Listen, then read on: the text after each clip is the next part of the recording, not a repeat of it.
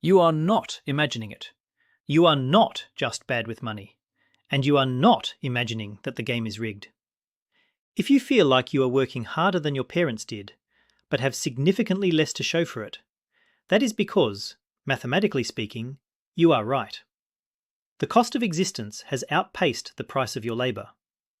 But staying angry at the economy, while justified, does not fill your bank account. Today, we are going to fix the part of the equation you actually control. Here is the situation I see when I look at the data for your generation. About a third of you say finances are your single biggest source of stress. More than half of you do not have enough cash sitting in a bank account to cover 3 months of basic survival. You are stuck in a loop. You are stressed about money, so you avoid looking at your money, which leads to problems that create more stress.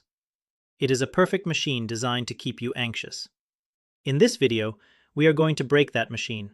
We are going to build a system that works for the economy of 2026, not 1996. Before we get into the tactics, I want to be clear about the return on investment you are getting for the next 30 minutes. Most financial advice is just shame wrapped in a spreadsheet. We are not doing that. We are going to look at the psychology of why you spend, the math of why it feels impossible to save, and the specific moves to build a safety net that lets you sleep at night. If you want practical money strategy without the lecture, make sure you are subscribed. Now, let's look at the numbers. There is a pervasive myth, usually repeated by people who bought houses for the price of a used sedan, that Gen Z is broke because of small luxuries. The latte, the avocado toast, the streaming services. It is an easy story to tell. It suggests that if you just had a little more discipline, the math would work out. But when you actually strip away the judgment and look at the economic landscape you walked into, that story falls apart immediately. Let's look at the hard data. Housing alone takes up nearly half of the average monthly budget for a young adult in a major city. In surveys, 53% of you cite the sheer cost of living as the #1 barrier to success. When rent eats 50% of your take-home pay, saving 10% isn't a discipline problem. It is a mathematical impossibility. You are dealing with structural inflation on the big three: housing, education, and healthcare, that far outpaces wage growth. This economic pressure creates a specific psychological response. Almost a quarter of Gen Z say they do not expect to retire at all. When the long-term goal looks impossible, the brain switches to short-term survival mode. This is why money confusion is so high. It is not that you can't do math. It is that the math looks so bleak that you stop wanting to do it. You are confused because clarity hurts. However, recognizing that the game is harder doesn't mean you forfeit. It just means you need a different strategy. The surveys show you are already adapting, cooking more, buying fewer clothes, cutting non-essentials. You have the grit. Now we need to apply that grit to the very first step, which is the one most people skip because it is terrifying. Most people think the first step to saving is cutting spending. It's not. If you start cutting without doing this next step, you will just make yourself miserable for 2 weeks and then binge spend everything you saved. The first step isn't about your wallet, it is about your eyes. Financial stress triggers avoidance. Bank of America found that about a third of your generation avoids acting on money when stressed. You leave the banking app closed. You don't open the envelope. You swipe the card and pray it goes through. This is a biological defense mechanism. Your brain is trying to protect you from pain. But that ignorance is expensive. It prevents you from solving the problem. We are going to do a 30-minute money download. I want you to sit down with your phone and list 4 things. First, your actual take-home income. Second, your fixed costs: rent, subscriptions, minimum debt payments. Third, your variable spending, the fun stuff, the food, the Uber. Fourth, your current balances. Do not judge these numbers, just write them down. You are turning a vague cloud of anxiety into a sentence like, I earn €2,000 and I spend 2,100. Once you see the numbers, the confusion that 62% of Gen Z report starts to fade. You can't fight a ghost, but you can fight a math problem. When you know your rent is 45% of your income, you stop beating yourself up for not saving half your paycheck. You realize you need to earn more or move, not just skip coffee. Clarity kills the shame loop. Now that we have the numbers, we need to redefine what saving actually means for you in 2026.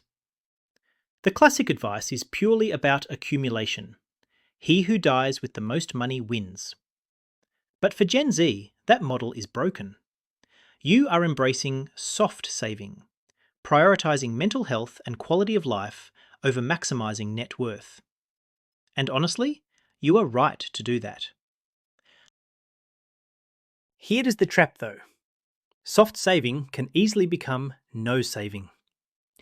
While 73% of you say you'd rather have a better quality of life than extra cash, you cannot buy mental health if you are one flat tire away from bankruptcy. If you reject the hustle culture so hard that you end up with zero buffer, you are not liberated, you are vulnerable. We need a middle ground. Your goal shouldn't be to become a millionaire by 30. That is a heavy, unlikely target. Your goal is to build options. Saving is simply buying your own freedom. You are buying the ability to quit a toxic job. You are buying the ability to move cities. You are buying the ability to sleep when the economy gets shaky. That is not greed, that is self-defense. This brings us to the emergency fund.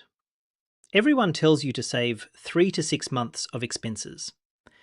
If your rent is high, that's like $15,000. When you hear that number, your brain shuts down. It feels impossible, so you save zero. That all or nothing thinking is keeping you broke. I'm going to give you a target that is actually achievable by next month. Forget 6 months. Let's talk about Tier 1, the oh shit fund. This is 500 to 1,000 euros. That is it. This money has one job: to catch the small disasters. The broken phone, the urgent train ticket, the unexpected bill. 40% of people cannot handle a $400 emergency without borrowing. If you hit this tier, you are instantly ahead of the pack. Once you have that 1,000, you move to Tier 2. 1 month of bare bones survival costs. Just enough to pay rent and eat if you lose your job. This gives you 30 days of breathing room. Only after that do you worry about the classic 3-month rule. By breaking it into tiers, you get dopamine hits along the way instead of staring at a mountain you can never climb. Now, how do you actually fill those tiers when money is tight? You stop relying on willpower. Willpower is a battery, and by 6 p.m. on a Tuesday, yours is empty. If you have to make a conscious decision to transfer money to savings, you won't do it. You need to make saving automatic and tiny. Use the tools in your pocket. Set up a roundup feature so your coffee purchase sends 50 cents to savings. Set up an auto transfer of €20 the second your paycheck hits. €20 a week is 1,000 a year.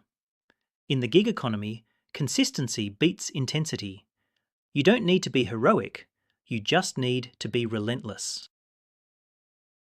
You can automate all you want, but there is a leak in your bucket that is draining your money faster than you can save it. It's not inflation, and it's not taxes. It is a specific type of spending behavior that tech companies have spent billions of dollars perfecting to use against you. We need to talk about doom spending. This is when you spend money because the future feels hopeless, so you might as well enjoy a nice dinner today. It is nihilism as a financial strategy. About 30% of Gen Z admit to treating themselves when they are worried about money. It's a coping mechanism, but it's a trap. It gives you 10 minutes of relief and 10 years of regret. Then there is buy now, pay later. These services are dangerous because they decouple the pleasure of buying from the pain of paying. Studies show BNPL increases impulse buying by 13%. You aren't spending €100, you are spending €25 4 times. It feels like nothing until your monthly cash flow is being eaten alive by 12 different micropayments for clothes you already wore. Here is the rule. No financial decisions when you are emotional. No buying when you are sad, drunk, or scrolling at 2 a.m. Implement a 24-hour rule for anything over €50. Screenshot it and wait. The urge to buy usually drops by half if you just sleep on it. And for BNPL, if it's a want, not a need, pay in full or don't buy it. Let's talk about the system.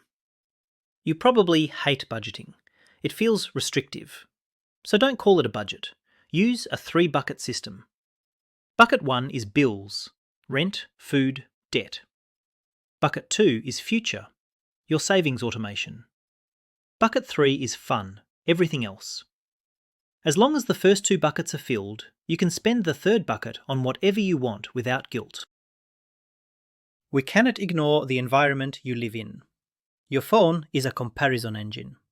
You see people your age traveling, buying homes, and dining out constantly. It triggers a sense of being behind. But remember, 74% of Gen Z use social media for savings challenges too. You have to curate your feed. Follow people who show the struggle, not just the highlight reel. One of the hardest parts of saving is that future you feels like a stranger. Why should you sacrifice today for some old person in 40 years? Don't think about 40 years. Think in 5-year blocks. What does 30-year-old you want? Freedom? A car? A gap year? Connect your saving to that specific person. Make future you a friend you are helping out, not a stranger you are afraid of.